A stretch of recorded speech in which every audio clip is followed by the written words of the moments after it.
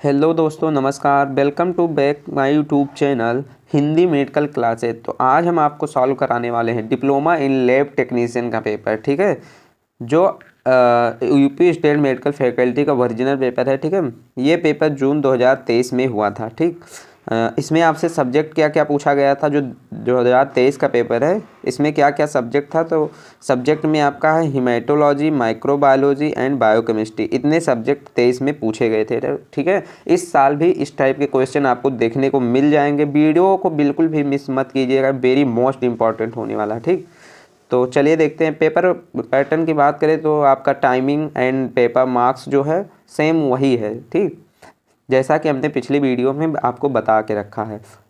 अब हम आते हैं सेक्शन ये को सॉल्व करते हैं, जो आपको मल्टीपल टाइप क्वेश्चन देखने को मिलेंगे। ठीक, एंड प्रत्येक क्वेश्चन एक एक नंबर का होगा। पहला क्वेश्चन क्या है, व्हिच इज ये हीमोपैरासाइट, यानी कि कौन सा रक्त परजीवी है। ऑप्शन नंबर ये है माइक्रोफाइलेरिया, बी है रेबीज, सी है सिफिलिस एंड डी है नॉन ऑफ दीज।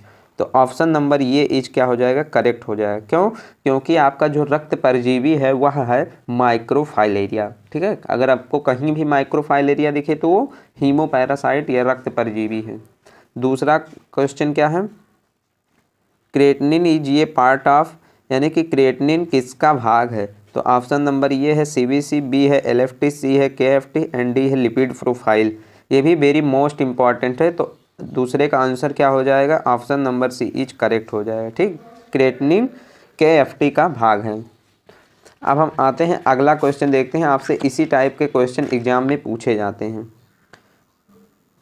तीसरा क्वेश्चन क्या कह रहा है, चलिए देख लेते हैं कि identify the anticoagulant from below, नीचे दिए गए में से कौन सा एंटीकोगुलेंट है। तो ऑप्शन नंबर ये है टक्स, ये फ्लूइड, बी है जिम्सा, सी है ईडीटीए एंड डी है पीएपी। ठीक, तो तीसरे का option number C is correct हो जाएगा। शायद ये आपको पहले भी पता रहा होगा, ईडीटीए जो होता है वो आपका एंटीकोगुलेंट होता है। चौथा क्वेश्चन क्या है ये देखते हैं, culture medium use for fungus is, यानी कि कवक के लिए प्रयुक्त संवर्धन माध्यम कौन सा है। ऑप्शन नंबर ये है क्या है, Sabouraud medium, nutrient agar, nutrient broth and minimal agar medium. ठीक है, तो 1.4 का ऑप्शन नंबर ये इज करेक्ट हो जाएगा। अगला क्वेश्चन देखते हैं, यानी कि मल्टीपल टाइप क्वेश्चन का लास्ट है, glassware are sterilised by, यानी कि कांच के उपकरणों को किस विधि से स्टेलाइज किया जाता है। ऑप्शन नंबर ये है ऑटोक्लेविंग, बी है हॉट एयर ओवन, सी है इंसिनरेशन, डी है नॉन ऑफ दीज। तो 1.5 का क्या हो जाएगा, option number B is correct हो जाएगा। ठीक है, यानी कि ग्लास वेयर को हम हॉट एयर ओवन में हम क्या करते हैं, स्टेराइल करते हैं। अब आ जाते हैं हम लोग सेक्शन 2 पे, जिसमें आपसे ट्रू एंड फॉल्स क्वेश्चन पूछे जाएंगे। प्रत्येक क्वेश्चन एक नंबर का होगा।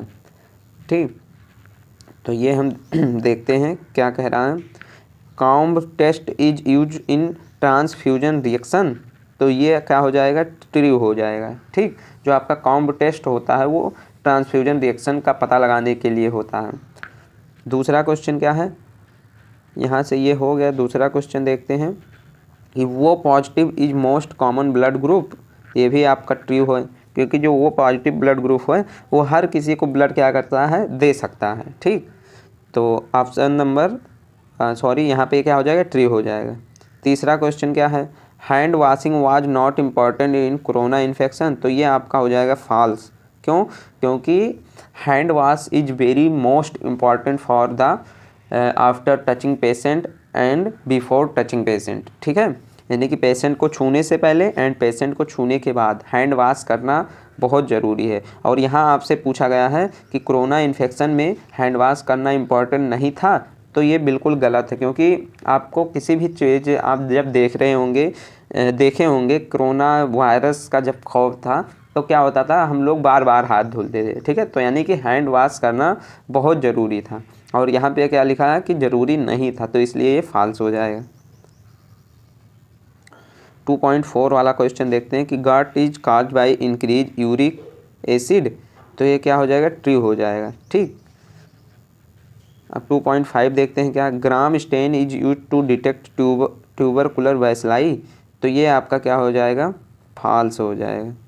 ठीक, ट्यूबरकुलर वैसलाई के लिए हम ग्राम स्टेनिंग नहीं करते, हम लोग औरामीन स्टेनिंग करते हैं, जेडेन स्टेनिंग करते हैं। अब हम आते हैं सेक्शन 3 में, जिसमें से आपको 5 क्वेश्चन इसमें भी देखने को मिलेंगे, प्रत्येक क्वेश्चन 1-1 नंबर का है। तो 3.1 वाला क्वेश्चन क्या है कि L J medium is use for the culture of, किसका कल्चर करते हैं एल्जे मीडियम में? Mycobacterium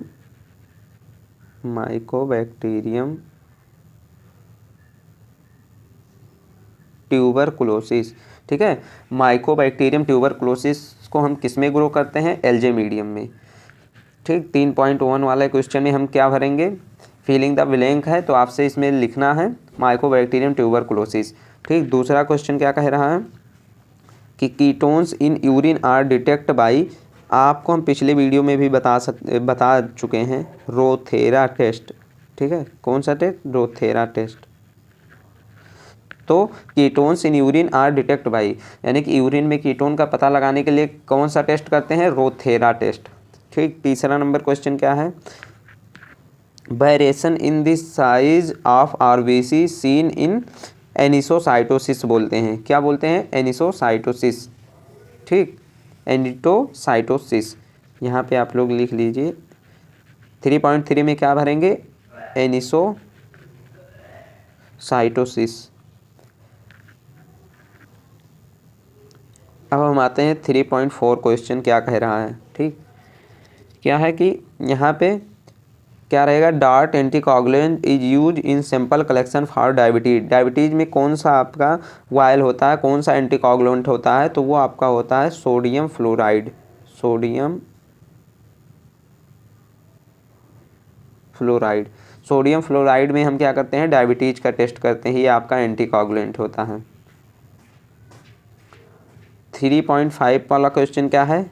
the normal range of the specific gravity of urine is, यानी कि जो यूरिन की स्पेसिफिक ग्रेविटी होती है, नॉर्मल रेंज कितना होता है? 1.010 से कितना होता है? 1.030 तक।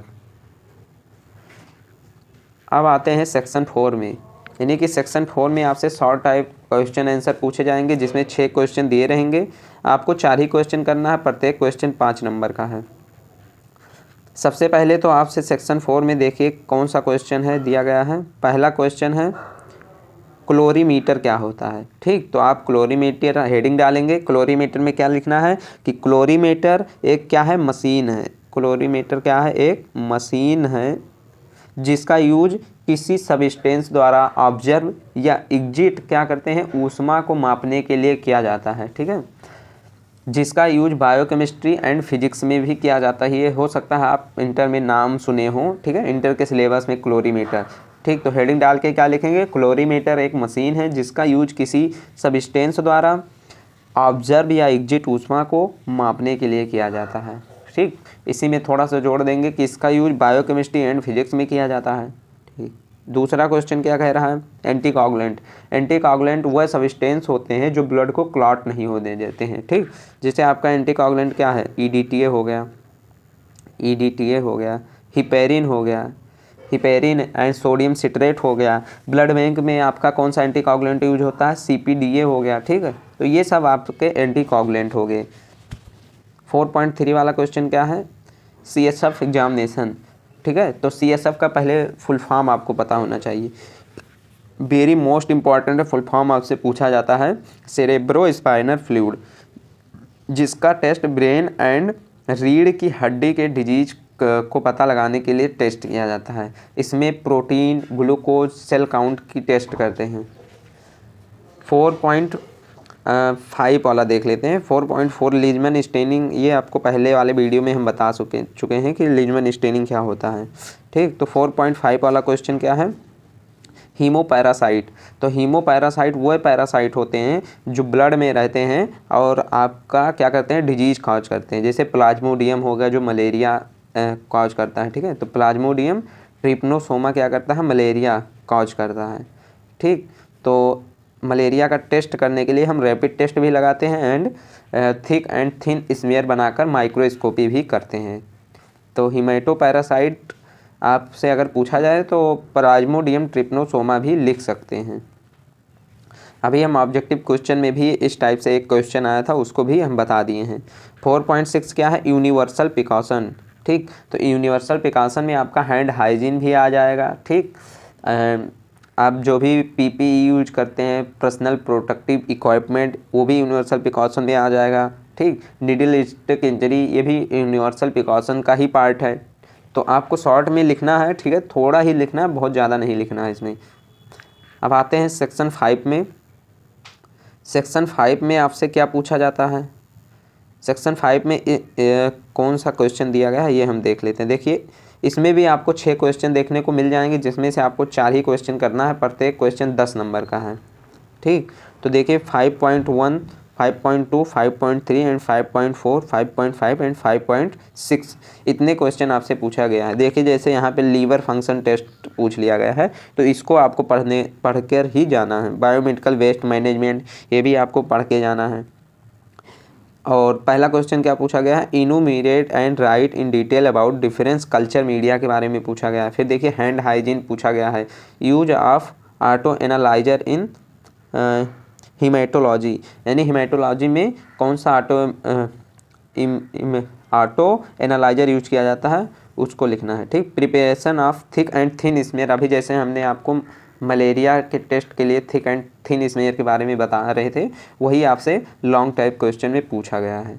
ठीक, तो आई होप कि आप लोग ये सब सॉल्व कर लेंगे। ये सब वीडियो पहले से यूट्यूब पे अपलोड है। अगर कोई भी क्वेश्चन का आंसर या कोई भी क्वेश्चन समझ में नहीं आता है तो कमेंट ज़रूर करिएगा, उसमें आपको दोबारा से बता दिया जाएगा एंड वीडियो को रिवाइज भी कर दिया जाएगा। ठीक है, तो जितने भी लोग नए हैं चैनल को सब्सक्राइब कर लें एंड वीडियो को ज़्यादा से ज़्यादा शेयर कीजिए, ताकि इसी टाइप के video and paper, previous year paper आपको मिलता रहे। ठीक है, ताकि आने वाले पेपर में आपको कोई भी दिक्कत ना हो। ठीक, मिलते हैं अगले वीडियो में, तब तक के लिए बाय बाय, टेक केयर।